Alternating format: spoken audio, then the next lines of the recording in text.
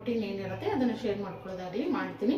ಅದನ್ನು ಬಿಟ್ಟು ಬರೀ ಅಡುಗೆ ಮಾಡೋದು ಅಥವಾ ಮನೆ ಕೆಲಸ ಮಾಡೋದೇ ನನಗೆ. ನಮಸ್ತೆ ಸ್ನೇಹಿತರೆ, ವೆಲ್ಕಮ್ ಟು ಮಾಯಾ ಜಗತ್ತು ಕನ್ನಡ ಯೂಟ್ಯೂಬ್ ಚಾನಲ್ಗೆ. ನಾನಿವತ್ತು ಬೆಳಗ್ಗೆನೇ ವಿಡಿಯೋನ ಶುರು ಮಾಡ್ತಾ ಇದ್ದೀನಿ. ಬೆಳಗಿಂದ ವ್ಲಾಗನ್ನು ಶುರು ಮಾಡ್ಕೊಳ್ತಾ ಇದ್ದೀನಿ. ಇವತ್ತು ಸಂಡೇ ಆಗಿರೋದ್ರಿಂದ ಸ್ವಲ್ಪ ಕ್ಲೀನಿಂಗ್ ಕೆಲಸ ಇರುತ್ತೆ. ಅದ್ರ ಜೊತೆಗೆ ರೆಗ್ಯುಲರ್ ಆಗಿ ರೆಸಿಪಿ ವಿಡಿಯೋಗಳು ಇದ್ರ ಜೊತೆಗೇ ನಾನು ಹಾಕ್ತಾ ಇದ್ದೀನಿ.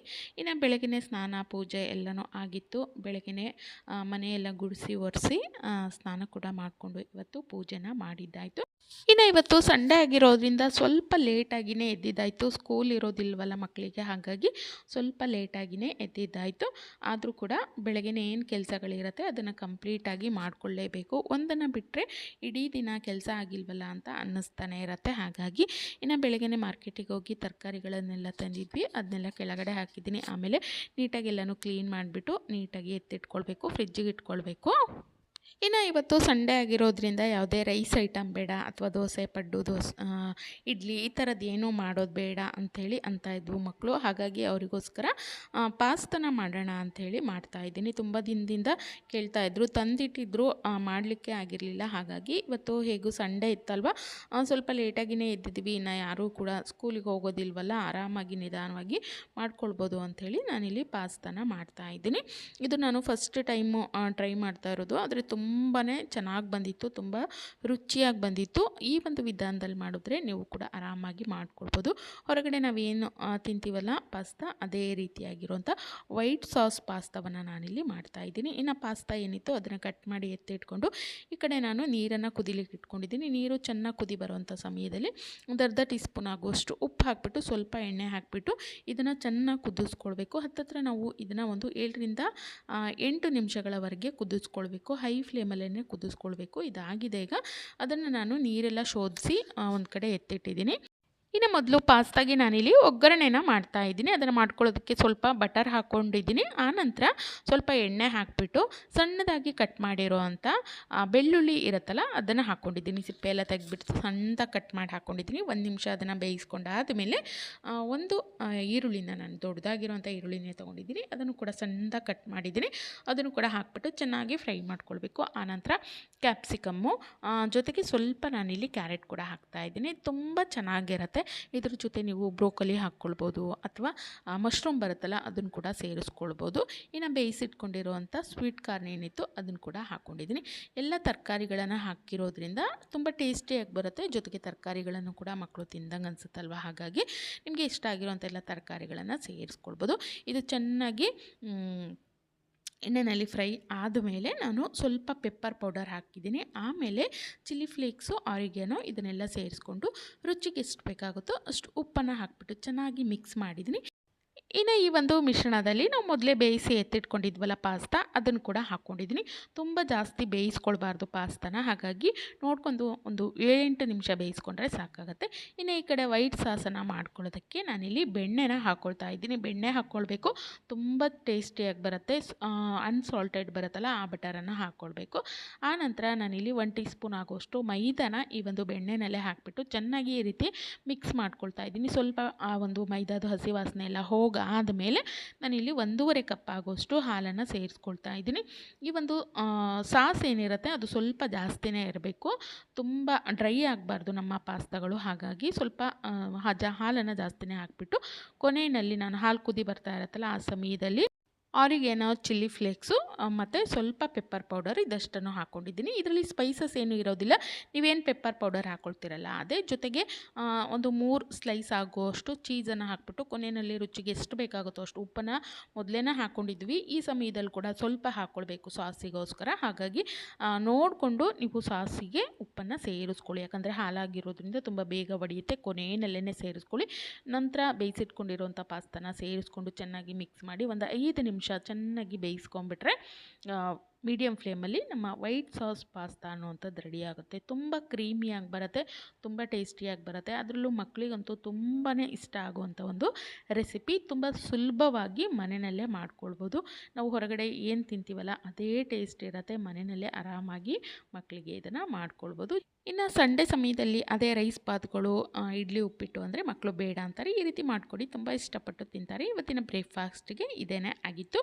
ಇನ್ನು ನಾನು ಬ್ರೇಕ್ಫಾಸ್ಟ್ ಎಲ್ಲ ಆದಮೇಲೆ ನೋಡಿ ತಂದಿರೋಂಥ ತರಕಾರಿಗಳೇನಿತ್ತು ಎಲ್ಲನೂ ನೀಟಾಗಿ ಬಾಕ್ಸ್ ಎಲ್ಲ ತೊಳೆದ್ಬಿಟ್ಟು ತರಕಾರಿ ಹಾಕುವಂಥ ಬಾಕ್ಸ್ ಏನಿರುತ್ತೆ ಅದನ್ನೆಲ್ಲ ನೀಟಾಗಿ ವಾಶ್ ಮಾಡಿ ಅದನ್ನ ಒರೆಸಿಟ್ಟಿದ್ದೆ.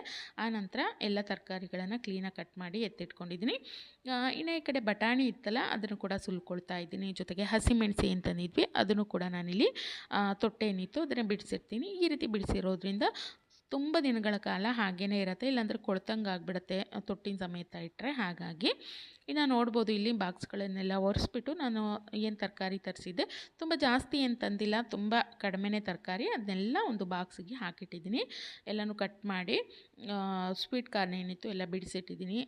ಜೊತೆಗೆ ಕೊತ್ತಂಬರಿ ಸೊಪ್ಪಾಗಿರ್ಬೋದು ಎಲ್ಲವನ್ನು ಕೂಡ ಬಾಕ್ಸ್ಗಳಿಗೆ ಅದೇ ಬಾಕ್ಸ್ಗಳಿಗೆ ಹಾಕಿ ಮೊದಲು ತೊಳೆದು ವಾಶ್ ಮಾಡಿ ಇಟ್ಟಿದ್ದೆ. ಅದಕ್ಕೆ ಹಾಕಿಬಿಟ್ಟು ನೀಟಾಗಿ ನೋಡಿ ಫ್ರಿಜ್ಜಲ್ಲಿ ಈ ರೀತಿ ಆರ್ಗನೈಸನ್ನು ಮಾಡಿದ್ದೀನಿ.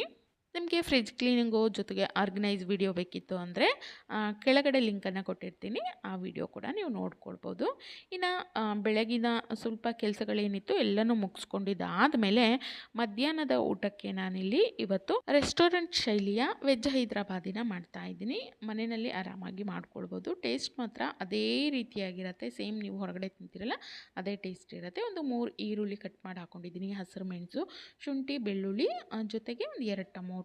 ಇನ್ನು ಖಾರಕ್ಕೆ ನೋಡಿಕೊಂಡು ನೀವು ಗ್ರೀನ್ ಚಿಲ್ಲಿನ ಹಾಕ್ಕೊಳ್ಬೇಕು. ಇನ್ನು ಹೈದ್ರಾಬಾದಿ ಆಗಿರೋದ್ರಿಂದ ಸ್ವಲ್ಪ ಸ್ಪೈಸಿಯಾಗಿಯೇ ಇರಬೇಕು. ಹಾಗಾಗಿ ನಾನಿಲ್ಲಿ ಒಂದು 5ರಿಂದ 6 ಹಸಿರು ಮೆಣಸನ್ನು ಹಾಕ್ಕೊಂಡಿದ್ದೀನಿ. ಅರ್ಧ ಟೀ ಸ್ಪೂನ್ ಆಗುವಷ್ಟು ಸೋಂಪು ಕಾಳು, ಜೊತೆಗೆ ಒಂದು 7ರಿಂದ 8 ಗೋಡಂಬಿ ಹಾಕ್ಕೊಂಡಿದ್ದೀನಿ. ಅದನ್ನು ಚೆನ್ನಾಗಿ ಹುರ್ಕೊಂಡಾದಮೇಲೆ 1.5 ಕಟ್ಟಾಗುವಷ್ಟು ನಾನಿಲ್ಲಿ ಪಾಲಕ್ ಸೊಪ್ಪನ್ನು ಹಾಕ್ಬಿಟ್ಟು ಸೊಪ್ಪಿನ ಒಂದು ಹಸಿ ವಾಸನೆ ಹೋಗೋವರೆಗೂ ನೋಡಿ ಈ ರೀತಿ ಚೆನ್ನಾಗಿ ಹುರ್ಕೊಳ್ಬೇಕು. ಸ್ವಲ್ಪ ಎಣ್ಣೆನ ಹಾಕ್ಕೊಂಡೇ ಹುರ್ಕೊಳ್ಳಿ, ಇಲ್ಲ ಅಂದರೆ ತಳ ಹಿಡಿದ್ಬಿಡುತ್ತೆ. ಎಲ್ಲನೂ ಆದಮೇಲೆ ಕೊನೆಯಲ್ಲಿ ಸ್ವಲ್ಪ ಕೊತ್ತಂಬರಿ ಸೊಪ್ಪನ್ನು ಹಾಕಿದ್ದೀನಿ. ಇದು ಕಂಪ್ಲೀಟಾಗಿ ತಣ್ಣಗಾದ್ಮೇಲೆ ರುಬ್ಕೊಳ್ಬೇಕು. ಇನ್ನು ಈ ಒಂದು ವೆಜ್ ಹೈದ್ರಾಬಾದಿ ಏನು ಮಾಡ್ತಾಯಿದ್ದೀನಿ ಅದಕ್ಕೆ ಚಪಾತಿನ ಮಾಡ್ತಾಯಿದ್ದೀನಿ. ಮಾಮೂಲಿ ಗೋಧಿ ಚಪಾತಿ ಬೇಡ ಅಂತಂದರು, ಹಾಗಾಗಿ ಗೋಧಿ ಹಿಟ್ಟು ಮತ್ತು ಮೈದಾ ಹಾಕಿಬಿಟ್ಟು ನಾನು ಚಪಾತಿನ ಮಾಡ್ತಾಯಿದ್ದೀನಿ. ಇದು ಟೇಸ್ಟ್ ಚೆನ್ನಾಗಿರುತ್ತೆ. ಜೊತೆಗೆ ನಾವು ಹೊರಗಡೆ ನಾನೆಲ್ಲ ತಿಂತೀವಲ್ಲ ಅದೇ ಟೇಸ್ಟ್ ಬರುತ್ತೆ, ಹಾಗಾಗಿ ಅದನ್ನು ಮಾಡ್ತಾಯಿದ್ದೀನಿ. ನಮ್ಮ ಮನೆಯವರು ನನಗೆ ಚಪಾತಿ ಬೇಡ ಅಂತಂದಿದ್ದಕ್ಕೆ ಅವರಿಗೋಸ್ಕರ ನಾನಿಲ್ಲಿ ಚಿತ್ರಾನ್ನ ಕೂಡ ರೆಡಿ ಮಾಡ್ತಾಯಿದ್ದೀನಿ. ಆ ಕಡೆ ಅನ್ನಕ್ಕೆ ಇಟ್ಕೊಂಡು ಈ ಕಡೆ ಗೊಜ್ಜನ್ನು ರೆಡಿ ಮಾಡ್ಕೊಳ್ತಾ ಇದ್ದೀನಿ. ಅದ್ರ ಜೊತೆಗೇ ನಾನು ಹೈದ್ರಾಬಾದಿಗೆ ಏನು ತರಕಾರಿಗಳು ಬೇಕು ಅದನ್ನೆಲ್ಲ ಕಟ್ ಮಾಡ್ಕೊಳ್ತಾ ಇದ್ದೀನಿ. ಹೂಕೋಸಿತ್ತು ಅದನ್ನು ಕಟ್ ಮಾಡಿ ಮೊದಲು ಉಪ್ಪಿನ ನೀರಲ್ಲಿ ಹಾಕ್ಬಿಟ್ಟು ಚೆನ್ನಾಗಿ ಅದನ್ನು ವಾಶ್ ಮಾಡ್ಕೊಳ್ಬೇಕು. ಇನ್ನು ತರಕಾರಿಗಳನ್ನೆಲ್ಲ ಕಟ್ ಮಾಡಿ ಇಟ್ಕೊಂಡಿದ್ದಾಗಿದೆ. ಇನ್ನು ಈ ಕಡೆ ನೋಡ್ಬೋದು ಚಿತ್ರಾನ್ನದ ಗೊಜ್ಜು ಕೂಡ ರೆಡಿ ಮಾಡ್ತಾ ಇದ್ದೀನಿ. ನಾನು ಇವತ್ತು ಹುಣಸೆ ಹಣ್ಣಿನ ಚಿತ್ರಾನ್ನ ಮಾಡಿದ್ದೀನಿ. ಇನ್ನು ಈ ಕಡೆ ಅನ್ನ ಆಗಿದೆ, ಗೊಜ್ಜು ಕೂಡ ರೆಡಿಯಾಗಿದೆ. ಅನ್ನ ಕಲಿಸ್ಬಿಟ್ಟು ಅವರಿಗೆ ಕೊಟ್ಟರೆ ಅವರ ಮಧ್ಯಾಹ್ನದ ಊಟ ರೆಡಿ ಆಯಿತು ಅಂತಲೇ ಹೇಳ್ಬೋದು. ಇನ್ನು ವೆಜ್ ಹೈದ್ರಾಬಾದಿ ಮಾಡ್ಕೊಳ್ಳೋದಕ್ಕೆ ಮೊದಲು ಒಂದು ಬಾಣಲೆಗೆ ಎಣ್ಣೆನ ಹಾಕ್ಕೊಂಡಿದ್ದೀನಿ. ಅದರಲ್ಲಿ ಒಂದು ಮೀಡಿಯಮ್ ಸೈಜ್ನ ಈರುಳ್ಳಿನ ಈ ರೀತಿ ದಪ್ಪನಾಗಿ ಅಗಲವಾಗಿಯೇ ಕಟ್ ಮಾಡಿದ್ದೀನಿ. ಅದನ್ನು ಮೊದಲು ಹುರ್ಕೊಳ್ತಾ ಇದ್ದೀನಿ. ನೋಡಿ ಈ ರೀತಿಯಾಗಿ ಹುರ್ಕೊಂಡಿದ್ದೀನಿ. ಇನ್ನು ಈ ಕಡೆ ಪನ್ನೀರನ್ನು ಕೂಡ ನಾನು ಚೆನ್ನಾಗಿ ಫ್ರೈ ಮಾಡಿ ಇಟ್ಕೊಂಡಿದ್ದೀನಿ ಎಣ್ಣೆಯಲ್ಲಿ ಮೊದಲೇ. ಅದರಲ್ಲೇ ನಾನು ಮೊದಲು ಹುರಿದಿಟ್ಕೊಂಡಿರುವಂಥ ಈ ಒಂದು ಈರುಳ್ಳಿ ಏನಿತ್ತು ತೆಗೆದಿಟ್ಕೊಳ್ತಾ ಇದ್ದೀನಿ. ಯಾಕಂದರೆ ಕಂಪ್ಲೀಟಾಗಿ ಮೆತ್ತಗಾಗಿ ಅದು ಚೆನ್ನಾಗಿ ಬೆಂದುಬಿಡುತ್ತೆ, ಹಾಗಾಗಿ ಸಿಗೋದಿಲ್ಲ, ಅದಕ್ಕೋಸ್ಕರ ನಾನು ತೆಗೆದಿಡ್ತಾ ಇದ್ದೀನಿ. ಇನ್ನು ಇದೇ ಎಣ್ಣೆಗೆ ನಾನು ಒಂದು 2 ಹಸಿರು ಮೆಣಸು ಹಾಕ್ಕೊಳ್ತಾ ಇದ್ದೀನಿ. ಇನ್ನು ಅದ್ರ ಜೊತೆಗೆ ಸ್ವಲ್ಪ ಚಕ್ಕೆ, ಲವಂಗ, ಏಲಕ್ಕಿ ಇದನ್ನೆಲ್ಲ ಕೂಡ ಹಾಕ್ಕೊಳ್ತಾ ಇದ್ದೀನಿ. ಕಾಳುಮೆಣಸು ಇದನ್ನೆಲ್ಲ ಹಾಕ್ಕೊಂಡು ಸ್ವಲ್ಪ ಹುರ್ಕೊಂಡು ಆದಮೇಲೆ ಕಟ್ ಮಾಡಿ ಇಟ್ಕೊಂಡಿರೋವಂಥ ಬೀನ್ಸು, ಕ್ಯಾರೆಟು ಅದನ್ನೆಲ್ಲ ಸೇರಿಸ್ಕೊಳ್ತಾ ಇದ್ದೀನಿ. ಇವು ಸ್ವಲ್ಪ ಬೇಯಲಿಕ್ಕೆ ಸಮಯ ತೊಗೊಳುತ್ತೆ, ಹಾಗಾಗಿ ಮೊದಲು ಇದಷ್ಟನ್ನು ಫ್ರೈ ಮಾಡ್ಕೊಳ್ತಾ ಇದ್ದೀನಿ. ಇದಕ್ಕೆ ನಿಮಗೆ ಏನೆಲ್ಲ ತರಕಾರಿ ಸಿಗುತ್ತೆ ಎಲ್ಲವನ್ನು ಹಾಕ್ಕೊಳ್ಬೋದು, ತುಂಬ ಟೇಸ್ಟಿಯಾಗಿ ಬರುತ್ತೆ. ನೋಡಿ ಮೊದಲು ಕ್ಯಾರೆಟು ಮತ್ತು ಬೀನ್ಸ್ ಏನಿತ್ತು ಅದನ್ನು ಹುರ್ಕೊಳ್ತಾ ಇದ್ದೀನಿ. ಆನಂತರ ಸ್ವಲ್ಪ ಹಸಿ ಬಟಾಣಿ ಇತ್ತು ಅದನ್ನು ಕೂಡ ಹಾಕ್ಕೊಳ್ತಾ ಇದ್ದೀನಿ. ನಾನು ಮೊದಲೇ ಹೇಳಿದಾಗ ಏನೆಲ್ಲ ತರಕಾರಿ ಸಿಗುತ್ತೆ ಎಲ್ಲವನ್ನು ಹಾಕ್ಕೊಳ್ಬೋದು. ಇದಷ್ಟನ್ನು ಮೊದಲು ಎಣ್ಣೆಯಲ್ಲಿ ಫ್ರೈ ಮಾಡ್ಕೊಂಡಿದ್ದಾದಮೇಲೆ ಒಂದು ಆಲೂಗಡ್ಡೆನ ಈ ರೀತಿ ದಪ್ಪನ ಕಟ್ ಮಾಡಿ ಇಟ್ಕೊಂಡಿದ್ದೆ, ಅದನ್ನು ಕೂಡ ನಾನಿಲ್ಲಿ ಸೇರಿಸ್ಕೊಳ್ತಾ ಇದ್ದೀನಿ. ಅದನ್ನು ಚೆನ್ನಾಗಿ ಬಾಡಿಸ್ಕೊಂಡಿದ್ದಾದ ಮೇಲೆ ನಾನು ಕೊನೆಯಲ್ಲಿ ಏನು ಹೂಕೋಸು ಮತ್ತು ಕ್ಯಾಪ್ಸಿಕಮ್ ಏನಿತ್ತು ಅದನ್ನು ಹಾಕ್ಕೊಳ್ತಾ ಇದ್ದೀನಿ. ಯಾಕಂದರೆ ಹೂಕೋಸನ್ನು ಮೊದಲೇ ಬಿಸಿನೀರಲ್ಲಿ ಹಾಕಿರ್ತೀವಿ, ಮೆತ್ತಗಿರುತ್ತೆ, ಅದು ತುಂಬ ಬೇಗನೆ ಬೇಯುತ್ತೆ, ಹಾಗಾಗಿ ಕೊನೆಯಲ್ಲಿ ಹಾಕ್ಕೊಳ್ತಾ ಇದ್ದೀನಿ. ಕ್ಯಾಪ್ಸಿಕಮ್ಮು ಕೂಡ ಬೇಗ ಬೇಯುತ್ತೆ, ಹಾಗಾಗಿ ಇದಷ್ಟು ಚೆನ್ನಾಗಿ ಎಣ್ಣೆಯಲ್ಲಿ ಫ್ರೈ ಆದಮೇಲೆ ನಾವು ಮೊದಲೇ ರುಬ್ಬಿಟ್ಕೊಂಡಿದ್ವಲ್ಲ ಮಸಾಲೆ ಅದನ್ನು ಹಾಕ್ಕೊಳ್ಬೇಕು. ನಮ್ಮ ಈ ಒಂದು ಗ್ರೇವಿಗೆ ಟೇಸ್ಟ್ ಕೊಡೋ ಅಂಥದ್ದು ಈ ಒಂದು ಮಸಾಲೆನೇ. ಇದನ್ನು ಮಾಡ್ಕೊಳ್ಳೋದ್ರಿಂದ ನಿಮಗೆ ತುಂಬ ರುಚಿಯಾಗಿರುವಂಥ ಅದೇ ಟೇಸ್ಟು ಅದೇ ಪರಿಮಳ ಹೊಂದಿರುವಂಥ ಒಂದು ಹೈದ್ರಾಬಾದಿ ಅನ್ನುವಂಥದ್ದು ರೆಡಿ ಆಗುತ್ತೆ. ಖಂಡಿತ ಒಮ್ಮೆ ಇದನ್ನು ಟ್ರೈ ಮಾಡಿ ನೋಡಿ, ತುಂಬಾ ಇಷ್ಟ ಆಗುತ್ತೆ. ಇನ್ನು ಈ ಒಂದು ಮಸಾಲೆಯನ್ನು ಮೊದಲು ಎಣ್ಣೆಯಲ್ಲಿ ಸ್ವಲ್ಪ ಬಾಡಿಸ್ಕೊಂಡು ಆದಮೇಲೆ ನೋಡಿಕೊಂಡು ನೀರನ್ನು ಹಾಕ್ಕೊಳ್ಬೇಕು. ಯಾಕಂದರೆ ಇದು ಕುದೀತಾ ಕುದೀತಾ ತರಕಾರಿಗಳು ಬೇಯಬೇಕಲ್ಲ, ಚೆನ್ನಾಗಿ ಕುದಿಬೇಕಲ್ಲ, ಹಾಗಾಗಿ ಸ್ವಲ್ಪ ಗಟ್ಟಿಯಾಗುತ್ತೆ. ನೀರನ್ನು ನೋಡಿಕೊಂಡೇ ಸೇರಿಸ್ಕೊಳ್ಳಿ. ಇನ್ನು ಇದೇ ಸಮಯದಲ್ಲಿ ನಾನು ಸ್ವಲ್ಪ ಧನಿಯಾ ಪೌಡ್ರು, ಜೀರಿಗೆ ಪೌಡ್ರು, ಜೊತೆಗೆ ಸ್ವಲ್ಪ ಅಚ್ಕಾರದ ಪೌಡ್ರು, ರುಚಿಗೆ ತಕ್ಕಷ್ಟು ಉಪ್ಪು, ಇದಷ್ಟನ್ನು ನೋಡಿಕೊಂಡು ಸೇರಿಸ್ಕೊಳ್ಬೇಕು. ನಿಮ್ಮ ಒಂದು ಖಾರಕ್ಕೆ ಅನುಗುಣವಾಗಿ ಸೇರಿಸ್ಕೊಳ್ಳಿ, ಉಪ್ಪನ್ನು ನೋಡಿಕೊಂಡು ಸೇರಿಸ್ಕೊಳ್ಳಿ.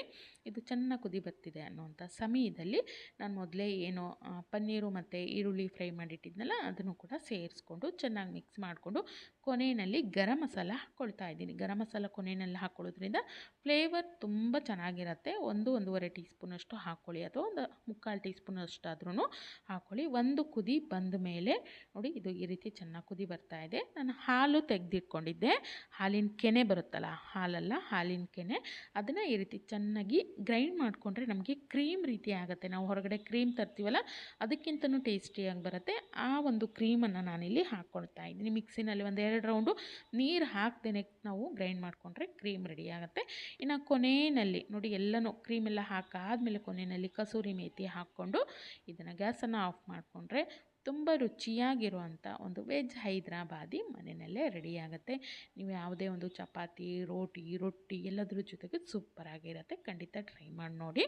ಇನ್ನು ಈ ಕಡೆ ನಾನು ಚಪಾತಿ ಮಾಡ್ಕೊಳ್ಳೋದಕ್ಕೆ 1/4 ಭಾಗದಷ್ಟು ಗೋಧಿ ಹಿಟ್ಟು, 1/4 ಭಾಗದಷ್ಟು ಮೈದಾ ಹಿಟ್ಟನ್ನು ಸೇರಿಸ್ಕೊಂಡು ಅದಕ್ಕೆ ಸ್ವಲ್ಪ ಉಪ್ಪನ್ನು ಹಾಕಿಬಿಟ್ಟು ಒಮ್ಮೆ ಕಲಿಸ್ಕೊಂಡು, ಇನ್ನು ಎಷ್ಟು ನೀರು ಬೇಕಾಗುತ್ತೋ ಅಷ್ಟು ನೀರು ಹಾಕಿಬಿಟ್ಟು ಇದನ್ನು ಒಂದು ಹದದಲ್ಲಿ ಕಲಿಸ್ಕೊಳ್ತಾ ಇದ್ದೀನಿ. ತುಂಬ ತೆಳು ಇದ್ದರೆ ಚಪಾತಿ ಲಟ್ಟಿಸ್ಲಿಕ್ಕೆ ಅಷ್ಟು ಚೆನ್ನಾಗಿರೋದಿಲ್ಲ. ಹಾಗಾಗಿ ನೋಡಿ, ನಾನಿಲ್ಲಿ ಹಿಟ್ಟನ್ನು ಕಲಸಿಟ್ಕೊಂಡಿದ್ದೀನಿ. ಕೊನೆಯಲ್ಲಿ ಸ್ವಲ್ಪ ಎಣ್ಣೆ ಹಾಕಿ ಹಿಟ್ಟನ್ನು ಕಲಸಿ ಅದನ್ನು ನೆನೆಯಲಿಕ್ಕೆ ಬಿಡ್ತಾ ಇದ್ದೀನಿ. ಇನ್ನು ನಾನು ಏನು ಅಡುಗೆ ಮಾಡಿದೆ ಎಲ್ಲದರದ್ದು ಪಾತ್ರೆ ಹಾಗೇ ಬಿದ್ದಿದೆ, ಎಲ್ಲನೂ ವಾಶ್ ಮಾಡಿಬಿಟ್ಟು ಅಡುಗೆ ಮನೆ ಕೂಡ ಕ್ಲೀನ್ ಮಾಡ್ಕೊಂಡಿದ್ದಾಯಿತು. ಇನ್ನು ಇಲ್ಲಿ ಕೆಳಗಡೆ ಹಿಟ್ಟಿನ ಬಾಕ್ಸು, ಅಕ್ಕಿ ಬಾಕ್ಸು ಮತ್ತು ಮಕ್ಕಳು ಲಂಚ್ ಬಾಕ್ಸು, ಸಣ್ಣ ಸಣ್ಣ ಪ್ಲೇಟ್ಗಳು ಎಲ್ಲವನ್ನು ಇಟ್ಟಿದ್ದೀನಲ್ಲ, ಇಲ್ಲೆಲ್ಲ ಪೇಪರ್ಗಳನ್ನು ಹಾಕಿದ್ದೀನಿ. ಅದೆಲ್ಲ ಸ್ವಲ್ಪ ಧೂಳಾಗಿತ್ತು, ಹಾಗೆಯೇ ಧೂಳೆಲ್ಲ ಕಾಣ್ತಾ ಇತ್ತು. ಹಾಗಾಗಿ ಸ್ವಲ್ಪ ಅದನ್ನು ಊಟಕ್ಕೆ ಮೊದಲೇ ಕ್ಲೀನ್ ಮಾಡ್ಕೊಂಡ್ಬಿಡೋಣ ಅಂಥೇಳಿ ಕ್ಲೀನ್ ಮಾಡ್ತಾ ಇದ್ದೀನಿ. ಎಲ್ಲವನ್ನು ಮೊದಲು ಕೆಳಗಡೆ ಎತ್ತಿಟ್ಕೊಳ್ತಾ ಇದ್ದೀನಿ. ಅಂದರೆ ನಾನು ಇದನ್ನು ವಾರಕ್ಕೊಮ್ಮೆ ಈ ರೀತಿ ಪೇಪರ್ಗಳನ್ನು ಚೇಂಜ್ ಮಾಡ್ಕೊಳ್ತೀನಿ. ಈ ರೀತಿ ಮಾಡ್ಕೊಳ್ಳೋದ್ರಿಂದ ಅಷ್ಟು ಧೂಳಾಗೋದಿಲ್ಲ, ಜೊತೆಗೆ ಪಾತ್ರೆಗಳು ಕೂಡ ಅಷ್ಟು ನಮಗೆ ಗಲೀಜು ಅನಿಸೋದಿಲ್ಲ, ಕ್ಲೀನಾಗೇ ಇರುತ್ತೆ. ಹಾಗಾಗಿ ಯಾಕಂದರೆ ಗುಡಿಸಿದ್ದೆಲ್ಲನೂ ಹೋಗೋದ್ರ ಮೇಲೆ ಕೂರೋದ್ರಿಂದ ಸ್ವಲ್ಪ ಧೂಳು ಅನಿಸುತ್ತೆ. ಹಾಗಾಗಿ ವಾರಕ್ಕೊಮ್ಮೆನಾದರೂ ನಾನು ಈ ರೀತಿ ಪೇಪರ್ಗಳನ್ನು ಚೇಂಜ್ ಮಾಡಿ ಈ ರೀತಿ ಎಲ್ಲವನ್ನು ಒಮ್ಮೆ ಒರೆಸ್ಬಿಟ್ಟು ನೀಟಾಗಿ ಎತ್ತಿಟ್ಕೊಳ್ತೀನಿ. ಇನ್ನು ಆ ಕಡೆ ಎಲ್ಲನೂ ನೀಟ್ ಮಾಡಿದ್ದಾಯಿತು. ಇನ್ನು ಉಳಿದಿರೋವಂಥ ಬಾಕ್ಸ್ಗಳೇನಿತ್ತು, ಮಕ್ಕಳು ಲಂಚ್ ಬಾಕ್ಸ್ ತೊಗೊಂಡೋಗ್ತಾರಲ್ಲ, ಅದನ್ನೆಲ್ಲ ಕೂಡ ಒಂದು ಕಡೆ ಇಟ್ಕೊಂಡಿದ್ದೀನಿ. ಅವು ಕೂಡ ಮೇಲ್ಗಡೆ ಎಲ್ಲ ನೀಟಾಗಿ ಒರೆಸಿ ಈ ರೀತಿ ಎತ್ತಿಡ್ತೀನಿ. ಇನ್ನು ನಾನು ಹಬ್ಬಗಳ ಸಮಯದಲ್ಲಿ ಮಾತ್ರ ಎಲ್ಲವನ್ನು ಒಮ್ಮೆಲೆ ವಾಶ್ ಮಾಡೋದು. ಪ್ರತಿ ಬಾರಿ ಅಂದರೆ ವಾರಕ್ಕೊಮ್ಮೆ 15 ದಿನಕ್ಕೊಮ್ಮೆ ಖಂಡಿತ ಎಲ್ಲವನ್ನು ತೊಳಿತಾ ಕೂರೋದಿಲ್ಲ. ಎಲ್ಲ ನೀಟಾಗಿ ಮೇಲ್ಗಡೆ ಧೂಳು ಏನಾದ್ರು ಇತ್ತು ಅಂದರೆ ಎಲ್ಲ ಒರೆಸ್ಬಿಟ್ಟು ಈ ರೀತಿ ಕ್ಲೀನ್ ಮಾಡಿ ಎತ್ತಿಟ್ಕೊಳ್ತೀನಿ. ನೋಡಿ, ಎಲ್ಲ ಪೇಪರ್ ಚೇಂಜ್ ಮಾಡಿ ಏನು ಧೂಳಿತ್ತು ಎಲ್ಲನೂ ಕ್ಲೀನ್ ಮಾಡಿಬಿಟ್ಟು ಕೆಳಗಡೆ ಕೂಡ ಎಲ್ಲ ಒರೆಸಿ ನೀಟಾಗಿ ಬಾಕ್ಸ್ಗಳನ್ನೆಲ್ಲ ಜೋಡಿಸಿದ್ದಾಯಿತು. ಈ ರೀತಿ ವಾರಕ್ಕೊಮ್ಮೆ ಅಥವಾ ಅಟ್ಲೀಸ್ಟ್ 15 ದಿನಕ್ಕೊಮ್ಮೆನಾದರೂ ಈ ರೀತಿ ಮಾಡ್ಕೊಳ್ಳೋದ್ರಿಂದ ಅಷ್ಟು ಧೂಳಾಗೋದಿಲ್ಲ, ಜೊತೆಗೆ ಅಡುಗೆ ಮನೆ ಕೂಡ ತುಂಬಾ ನೀಟಾಗಿರುತ್ತೆ, ಕ್ಲೀನಾಗಿರುತ್ತೆ. ಖಂಡಿತ ಇದನ್ನು ನಾನು ಕಂಪಲ್ಸರಿಯಾಗಿ ಮಾಡ್ತೀನಿ. ಇದರಿಂದ ಅಡುಗೆ ಮನೆ ಕ್ಲೀನಾಗಿ ಹಾಗೇ ಇರುತ್ತೆ. ಇನ್ನು ಇದು ನಾನು ಫಸ್ಟ್ ಟೈಮ್ ಕಾಯಿಸಿರೋವಂಥ ತುಪ್ಪ, ತುಂಬ ಚೆನ್ನಾಗಿ ಬಂದಿದೆ, ಮರಳಾಗಿ. ನೋಡಿ, 2 ಬಾಕ್ಸಲ್ಲಿ ಹಾಕಿಟ್ಕೊಂಡಿದ್ದೀನಿ. ನಮ್ಮ ತಮ್ಮ ಬಂದಿದ್ದ ನಿನ್ನೆ, ಅವ್ನು ತೊಗೊಂಡು ಬಂದಿರೋವಂಥ ಬೆಣ್ಣೆ ಇದು. ತುಂಬ ಚೆನ್ನಾಗಿತ್ತು, ಪರಿಮಳ ಅಂತೂ ಅಷ್ಟು ಚೆನ್ನಾಗಿ ಬಂದಿದೆ. ಈ ಒಂದು ಬೆಣ್ಣೆದು ಅಂತಲೇ ಹೇಳ್ಬೋದು, ತುಪ್ಪ ಅಷ್ಟು ಚೆನ್ನಾಗಾಗಿದೆ. ಇನ್ನು ಈ ಕಡೆ ಚಪಾತಿಗಳನ್ನು ಒಂದೊಂದನ್ನೇ ಲಟ್ಟಿಸ್ಕೊಳ್ತಾ ಹಾಗೆಯೇ ಒಂದೊಂದನ್ನೇ ಬೇಯಿಸ್ತಾ ಇದ್ದೀನಿ. ಸ್ವಲ್ಪ ಮೈದಾ ಹಿಟ್ಟು ಕೂಡ ಸೇರಿಸಿರೋದ್ರಿಂದ ಬಿಸಿಯಾಗಿರುವಾಗಲೇ ತಿನ್ನಬೇಕು, ಇಲ್ಲಾಂದರೆ ಸ್ವಲ್ಪ ಅದು ಗಟ್ಟಿ ಆಗುತ್ತೆ, ಅಂದರೆ ರಬ್ಬರ್ ರೀತಿ ಆಗುತ್ತೆ. ಹಾಗಾಗಿ ಬಿಸಿಯಾಗಿರುವಾಗಲೇ ತಟ್ಟೆಗೆಲ್ಲ ಹಾಕ್ಕೊಡ್ತಾ ಇದ್ದೀನಿ. ನೋಡಿ, ನಾನಿಲ್ಲಿ ಇದು ಕಂಪ್ಲೀಟಾಗಿ ತಣ್ಣಗಾಗಿದೆ. ಈಗ ತಣ್ಣಗಾದಮೇಲೆ ನೀವು ನೋಡ್ಬೋದು, ತುಂಬ ತೆಳು ಏನಿಲ್ಲ, ಮೀಡಿಯಮ್ ಹದದಲ್ಲಿ, ಅಂದರೆ ಗ್ರೇವಿ ಯಾವ ಹದದಲ್ಲಿರಬೇಕು ಆ ರೀತಿಯಾಗಿ ಇದೆ. ಹಾಗಾಗಿ ನೀರನ್ನು ನೋಡಿಕೊಂಡು ಸೇರಿಸ್ಕೊಂಡು ಈ ಒಂದು ನೀವು ರೆಸಿಪಿನ ಮಾಡ್ಕೊಳ್ಬೋದು. ಇನ್ನು ಮಧ್ಯಾಹ್ನದ ಊಟ ಅಂತಲೇ ಹೇಳ್ಬೋದು. ಚಪಾತಿ ಮತ್ತು ಈ ಒಂದು ಗ್ರೇವಿ ಜೊತೆಗೆ ನಿಂಬೆಹಣ್ಣು, ಈರುಳ್ಳಿ ಇದೆಲ್ಲ ಇತ್ತು. ಇವತ್ತಿನ ಮಧ್ಯಾಹ್ನದ ಊಟ ಸೂಪರಾಗಿತ್ತು ಅಂತಲೇ ಹೇಳ್ಬೋದು. ಮಧ್ಯಾಹ್ನದ ಊಟ ಎಲ್ಲ ಮುಗೀತು. ಒಂದೆರಡು ಕಮೆಂಟ್ ಬಂದಿತ್ತು, ಅದನ್ನು ನಿಮ್ಮ ಜೊತೆ ಶೇರ್ ಮಾಡ್ಕೊಳ್ಬೇಕು ಅಂಥೇಳಿ ಈ ಒಂದು ವಿಡಿಯೋನ ಮಾಡ್ತಾ ಇದ್ದೀನಿ. ಏನಂತಂದರೆ, ನಿಮಗೆ ಅಡುಗೆ ಮಾಡೋದೇ ಕೆಲಸನಾ? ಹೌದು, ಅಡುಗೆ ಮಾಡೋದೇ ಕೆಲಸ. ಯಾಕಂದರೆ ಊಟ ಮಾಡಬೇಕು, ಹೊಟ್ಟೆಗೆ ಊಟ ಬೇಕಲ್ಲ, ಹಾಗಾಗಿ ಅಡುಗೆ ಮಾಡಲೇಬೇಕು. ಅದಕ್ಕೋಸ್ಕರ ನಾನು ಯಾವಾಗಲೂ ಅಡುಗೆ ಮಾಡ್ತಾನೆ ಇರ್ತೀನಿ. ಇನ್ನು ನಮ್ಮ ಉದ್ಯೋಗ ಇದೇ ಆಗಿರೋದ್ರಿಂದ ಅಂತಂದರೆ ವಿಡಿಯೋಗಳನ್ನು ನಾವು ರೊಟೀನ್, ನಮ್ಮ ಡೈಲಿ ರೊಟೀನ್ ಏನಿರುತ್ತೆ ಅದನ್ನು ಶೇರ್ ಮಾಡ್ತಾ ಇರೋದ್ರಿಂದ ನಾನು ಬೆಳಗ್ಗೆಯಿಂದ ರಾತ್ರಿವರೆಗೂ ಏನೆಲ್ಲ ಮಾಡ್ತೀನಿ ಅದನ್ನು ನಿಮ್ಮ ಜೊತೆ ಶೇರ್ ಮಾಡ್ಕೊಳ್ತೀನಿ. ಹಾಗಾಗಿ ನಾನು ಮಾಡುವಂಥ ಅಡುಗೆಗಳು, ಅಡುಗೆ ರೆಸಿಪಿಗಳು ಅದನ್ನೆಲ್ಲ ನಿಮ್ಮ ಜೊತೆ ನಾನು ಶೇರ್ ಮಾಡ್ತೀನಿ. ಇನ್ನು ನಾವು ಬೆಳಗ್ಗೆ, ಮಧ್ಯಾಹ್ನ, ರಾತ್ರಿ ಊಟ ಮಾಡಲೇಬೇಕು. ಸ್ಕೂಲಿಗೆ ಹೋಗುವಂಥ ಮಕ್ಕಳಿದ್ದಾರೆ, ಹಸ್ಬೆಂಡ್ ಇದ್ದಾರೆ, ಎಲ್ಲರೂ ಊಟ, ಹೊಟ್ಟೆಗೆ ಊಟ ಬೇಕೇ ಬೇಕಲ್ವ. ಹಾಗಾಗಿ ಅಡುಗೆ ಮಾಡೋದು ತುಂಬ ಇಂಪಾರ್ಟೆಂಟು, ಅದು ನಮ್ಮ ಕರ್ತವ್ಯ ಕೂಡ ಹೌದು. ಹಾಗಾಗಿ ನಾನು ಬೆಳಗ್ಗೆಯಿಂದ ರಾತ್ರಿವರೆಗೂ ಅಡುಗೆ ಮಾಡ್ತಾ ಇರೋದಿಲ್ಲ. ಟೈಮಿಗೆ ಸರಿಯಾಗಿ ಒಂದು 2 ಗಂಟೆ ಸಮಯ ತೊಗೊಂಡು ಆ ಸಮಯದಲ್ಲಿ ಅಡುಗೆ ಮಾಡ್ತೀನಿ. ಅದನ್ನು ನಾನು ನಿಮ್ಮ ಜೊತೆ ಶೇರ್ ಮಾಡ್ಕೊಳ್ತೀನಿ ಅಷ್ಟೇ. ಇನ್ನೊಂದು ಕಮೆಂಟು, ಅವರೇನೆ ಒಂದೇ ವಿಡಿಯೋಗೆ 2 ಕಮೆಂಟನ್ನು ಮಾಡಿದ್ದಾರೆ. ನೀವು ಮನೆ ಕೆಲಸ ಬಿಟ್ಟು ಬೇರೆ ಏನೂ ಮಾಡಲ್ವಾ? ಹೌದು, ಮನೆ ಕೆಲಸ ಮಾಡಲೇಬೇಕು. ಯಾಕಂದರೆ ಮನೆಯಲ್ಲಿ ಸುಮಾರಷ್ಟು ಕೆಲಸಗಳಿರುತ್ತೆ. ಬೆಳಗ್ಗೆಯಿಂದ ರಾತ್ರಿವರೆಗೂ ಮಾಡಿದ್ರೂ ಮುಗಿಯೋದಿಲ್ಲ. ಅದಕ್ಕೆ ಯಾವುದೇ ರೀತಿಯ ಪೇಮೆಂಟ್ ಅಂತೇಳಿ ಇರೋದಿಲ್ಲ. ನಾವು ಮನೆ ಕೆಲಸ, ಮನೆಯಲ್ಲೇ ನಾನು ಒಬ್ಬ ಹೌಸ್ ವೈಫ್ ಆಗಿರೋದ್ರಿಂದ ಮನೆ ಕೆಲಸ ಖಂಡಿತವಾಗ್ಲೂ ನಾನೇ ಮಾಡಬೇಕು. ಹಾಗಾಗಿ ಇಡೀ ದಿನ ನಾನು ಏನು ಕೆಲಸಗಳನ್ನು ಮಾಡ್ಕೊಳ್ತೀನಿ ಅದನ್ನು ನಿಮ್ಮ ಜೊತೆ ಶೇರ್ ಮಾಡ್ಕೊಳ್ತೀನಿ. ನಾನು ಮೊದಲೇ ಹೇಳಿದಾಗೆ ನಾನು ನನ್ನ ಡೈಲಿ ರೊಟೀನನ್ನು ನಿಮ್ಮ ಜೊತೆ ಶೇರ್ ಮಾಡ್ತಾ ಇರೋದ್ರಿಂದ ನಾನು ಏನೆಲ್ಲ ಕೆಲಸಗಳನ್ನು ಮಾಡ್ತೀನಿ ಅದನ್ನು ನಿಮ್ಮ ಜೊತೆ ನಾನು ಶೇರ್ ಮಾಡ್ಕೊಳ್ತೀನಿ. ಬೆಳಗ್ಗೆ ಗುಡಿಸೋದ್ರಿಂದ ಹಿಡಿದು, ಒರೆಸೋದ್ರಿಂದ ಹಿಡಿದು, ಪೂಜೆ, ಅಡುಗೆ ಜೊತೆಗೆ ಈ ರೀತಿ ಯಾವುದೇ ಕೆಲಸಗಳನ್ನು ನಾನು ಮಾಡ್ತಾ ಇದ್ದರೆ ಅದನ್ನು ತುಂಬ ಸಮಯ ತೋರಿಸೋದಿಲ್ಲ. ಒಂದಷ್ಟು ಸೆಕೆಂಡ್ಗಳು ಮಾತ್ರ ನಾನು ಅದನ್ನು ಶೇರ್ ಮಾಡ್ಕೊಳ್ತೀನಿ. ಇದರಿಂದ ಏನಾಗುತ್ತೆ, ನಾನು ಇಡೀ ದಿನ ಮಾಡಿರುವಂಥ ಕೆಲಸಗಳೇನಿರುತ್ತೆ ಅದನ್ನು ಒಂದು 15-20 ನಿಮಿಷದ್ದು ವಿಡಿಯೋ ಆಗಿರುತ್ತೆ. ಹಾಗಾಗಿ ಈ ಒಂದು ವಿಡಿಯೋನ ನೋಡಿದ್ರೆ ಕೆಲವೊಬ್ಬರಿಗೆ ಮೋಟಿವೇಶನ್ ಆಗ್ಬೋದು. ಯಾಕಂದರೆ ನಾನು ಏನು ಕೆಲಸ ಮಾಡೋದು ಬೇಡಪ್ಪ, ಟಿ ವಿ ನೋಡೋಣ ಅಥವಾ ಇವತ್ತು ರೆಸ್ಟ್ ಮಾಡೋಣ, ಮೊಬೈಲ್ ನೋಡಿಕೊಂಡು ಟೈಮ್ ಕಳೆಯೋಣ ಅಂಥೇಳಿ ಅಂದ್ಕೊಳ್ಳೋ ಅಂಥವ್ರು ತುಂಬ ಜನ ಹೆಣ್ಮಕ್ಳು ಇರ್ತಾರೆ. ಅಂಥವ್ರಿಗೆ ಈ ರೀತಿ ಮಾಡೋದನ್ನು ನೋಡಿದ್ರೆ ಸ್ವಲ್ಪ ಮೋಟಿವೇಶನ್ ಆಗ್ಬೋದು. ಹಾಗಾಗಿ ನಾನು ಈ ರೀತಿ ವಿಡಿಯೋಗಳನ್ನು ಶೇರ್ ಮಾಡ್ಕೊಳ್ತೀನಿ. ಇದರಿಂದ ಯಾರಿಗೂ ತೊಂದರೆ ಅಂತೂ ಖಂಡಿತವಾಗ್ಲೂ ಆಗೋದಿಲ್ಲ. ಬದಲಾಗಿ ಪಟ ಅಂಥೇಳಿ ಮನೆ ಕೆಲಸಗಳನ್ನು ಮಾಡ್ಕೊಳ್ಳೋದಕ್ಕೆ ಒಂದೊಳ್ಳೆ ಮೋಟಿವೇಶನ್ ಸಿಕ್ಕಂಗೆ ಆಗುತ್ತೆ. ಜೊತೆಗೆ ಒಳ್ಳೊಳ್ಳೆ ರೆಸಿಪಿಗಳನ್ನು ಕೂಡ ನಾನು ಶೇರ್ ಮಾಡ್ಕೊಳ್ಳೋದ್ರಿಂದ ಅಡುಗೆ ಹೊಸದಾಗಿ ಕಲಿಯುವಂಥವ್ರಿಗೂ ಕೂಡ ಇದು ಹೆಲ್ಪ್ ಆಗುತ್ತೆ. ಹಾಗಾಗಿ ನಾನು ರೆಸಿಪಿಗಳನ್ನು ಶೇರ್ ಮಾಡ್ಕೊಳ್ಳೋದಾಗಲಿ ಅಥವಾ ನನ್ನ ಡೈಲಿ ರೊಟೀನ್ ಏನಿರುತ್ತೆ ಅದನ್ನು ಶೇರ್ ಮಾಡ್ಕೊಳ್ಳೋದಾಗಲಿ ಮಾಡ್ತೀನಿ. ಅದನ್ನು ಬಿಟ್ಟು ಬರೀ ಅಡುಗೆ ಮಾಡೋದು ಅಥವಾ ಮನೆ ಕೆಲಸ ಮಾಡೋದೇ ನನ್ನ ಕೆಲಸ ಅಲ್ಲ. ನಾನು ಅದನ್ನೇ ಮಾಡ್ಕೊಂಡಿರೋದ್ರಿಂದ ಅದನ್ನು ನಿಮ್ಮ ಜೊತೆ ನಾನು ಶೇರ್ ಮಾಡ್ಕೊಳ್ತಾ ಇದ್ದೀನಿ ಅಷ್ಟೇ. ಈ ಒಂದು ವಿಡಿಯೋದ ಮೂಲಕ ಇದನ್ನು ಹೇಳಬೇಕಿತ್ತು. ಇದು ತಪ್ಪು ಅಂತಲ್ಲ, ಕೆಲವೊಬ್ರು ಒಂದೇ ಒಂದು ನಿಮಿಷದಲ್ಲಿ ಒಂದಷ್ಟು ವಿಡಿಯೋನ ನೋಡಿಬಿಡ್ತಾರೆ, ಎಲ್ಲ ವಿಡಿಯೋಗಳನ್ನು ನೋಡೋದಿಲ್ಲ, ಅಥವಾ ಹಾಕಿರುವಂಥ ಒಂದು ವಿಡಿಯೋನ ಕಂಪ್ಲೀಟಾಗಿ ನೋಡಿರೋದಿಲ್ಲ. ಒಂದು ನಿಮಿಷ ಅಥವಾ 1-2 ನಿಮಿಷಗಳ ವಿಡಿಯೋಗಳನ್ನು ನೋಡ್ಕೊಂಡು ಬಂದು ಕಮೆಂಟ್ ಮಾಡ್ತಾರೆ. ಹಾಗಾಗಿ ಇದಿಷ್ಟನ್ನು ಹೇಳಬೇಕು ಅನ್ನಿಸ್ತು, ಹಾಗಾಗಿ ಹೇಳ್ತಾ ಇದ್ದೀನಿ. ನಾನು ಸಿಗ್ತೀನಿ ಮತ್ತೊಂದು ಹೊಸ ವಿಡಿಯೋದೊಂದಿಗೆ. Thank you.